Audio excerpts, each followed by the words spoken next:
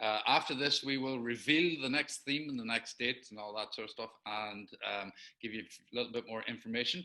But our final story, we've heard from her several times, and she's a great supporter of 10 by 9. So please, a big 10 by 9 thing for Margaret McClory. Hi. Am I on? Yeah. Yeah. Okay.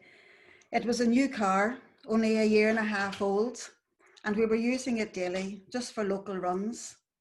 So when I got into it the next morning and it didn't start, I was confused. A new car, still under warranty, and not a peep out of it. The battery must be dead, although all the lights in the dashboard were on. It must be something more serious, for flip's sake. The garage I bought it from was closed with coronavirus. If I got it fixed anywhere else, would it destroy the warranty? 2 weeks it sat at the front door, me wondering what to do. I'll call the AA. If it's nothing serious, maybe they'll fix it at the door. No other garage involved, still in warranty. Great, that's the answer. I phoned the AA. I decided to try starting the car again before they arrived, just in case. After all, I didn't want to appear a fool. But not a peep, not a sound, completely dead. As always, the AA was at my door within 40 minutes. I explained the problem. He took the key and turned it in the ignition. It turned, but didn't start. Second time it turned and started. I was flabbergasted. What had happened? He said it had been flooded. Now, I am not a mechanic, but I know a little from the past cars that I've owned, and to flood an engine, you have to keep trying to start it again and again and again. I hadn't done this.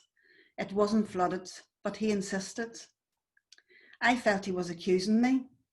Stupid woman, what does she know? But I know some things. I know how to flood a car. But being noble, I let it go. The car was started, and that's all that matters. He said to drive it to recharge the battery. I did what I was told, like I always do. But as I pulled up at the house again, the engine stopped before I had a chance to turn the ignition off. Flip's sake, not again. I'll try starting it again just in case, but not a peep. The lights on the dashboard were on, but the engine wasn't turning over.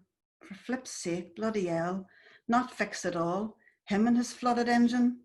There must be something more. I rang the AA. We've just been out with you within the past hour, they said. I know, but the car won't start. I braced myself for a fight. If anyone said anything the least insulting, I was going to be in there. But all was good. They even suggested the same man return, as he knew what he had done before. And as always, within 40 minutes, the AA man was at my door for the second time. It's not starting. I did what you said, and it even conked out before I turned the engine off, and it won't start again. He suggested there must be something else that he had missed. I said, it started for you last time. I'll get in this time and let you see, it won't start. In I got, and rightly so, it didn't start. Not a peep, completely dead. I tried a few times and nothing. See, it won't start for me.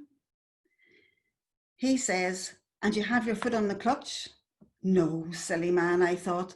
On the accelerator? Oh my God, such a fool. Of course my foot should have been on the clutch. What was I thinking? How many times have I started the car and now that small essential point has left my mind, gone? Where did it go? What was I thinking? What was he thinking? What should I do but laugh? And what about it conking out before I turned the key?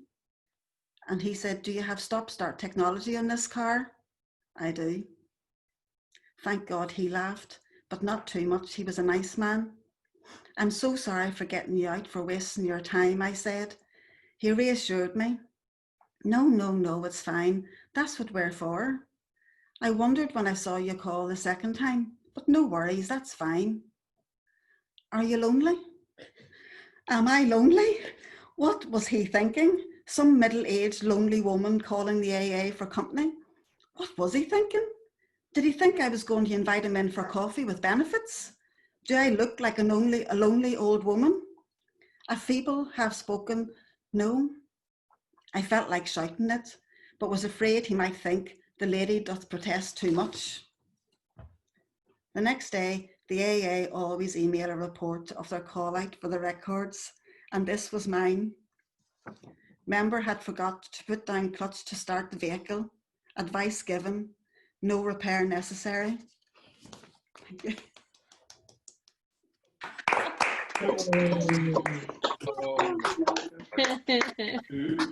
Quite a big university. Thank you so much. Thank you. Oh, actually, paradoxically, I might. Audrey, can you? Margaret, you can tell us, are you lonely? No, I'm not lonely. That's good, that's good. Tell me this, was he hot? Well, he wasn't bad. He told me his name and everything, and he asked me my name. Oh, well, maybe He you was should. trying to kind of, help out, and he was very nice. I was up in the back room working away and knowing nothing of this. God knows what could have been happening under my nose. Thank you very much. Dan, you are obviously the unsung hero of this story. Yes. I did nothing. I just saw from the chat there that Louise Nealon's dad has popped in, and he has contributed an opinion where he says she doesn't look lonely.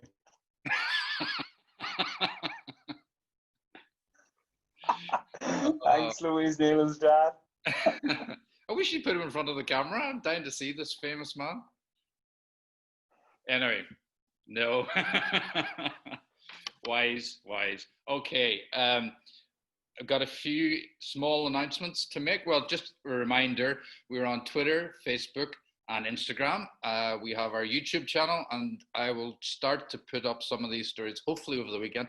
The internet in this building is painfully slow, so it literally takes 2 hours to put up a 10-minute chunk. So please be patient if you're waiting to see a particular story. We also have our Patreon page, and I have to say big thank you to Kevin Kyle and Campbell Killick, who were very quick off the mark and made a donation, so thank you very much. There's always the podcast as well, and that's on our website, 10by9.com. And now, if I could do a drum roll, I can't, but the next theme on June the 10th, and we thought this was very appropriate for hopefully where we will be. Hopefully where we will be by that stage, coming out maybe of our tightest restrictions. So Patrick's trying to put up the poster, but I'm going to tell you anyway, there it is, starting over. So that is our theme. So we are looking for 9 people with up to 10 minutes to tell a true story from their own life. The theme starting over, and it can refer to any element of your life, just part of your own lived experience. And we will put the link at our website on the events page, so that's where you'll find it, on the events page, which will be beside that poster, which hopefully I'll remember to update tomorrow. So, Padraig? So we want to thank everybody who took part in the 10 by 9 tonight. Thanks for the brilliance of the stories. We want to thank Sinead Davies and Alice Hutchinson and Miriam Uleman and Ellen Brennan and Lydia Searle and Jim Livingston and Carolyn Beck and Louise Nealon and Margaret McClory. Thanks very much to everybody for those brilliant stories. So enjoyed them all. I'll unmute you so we can hear the everybody clapping.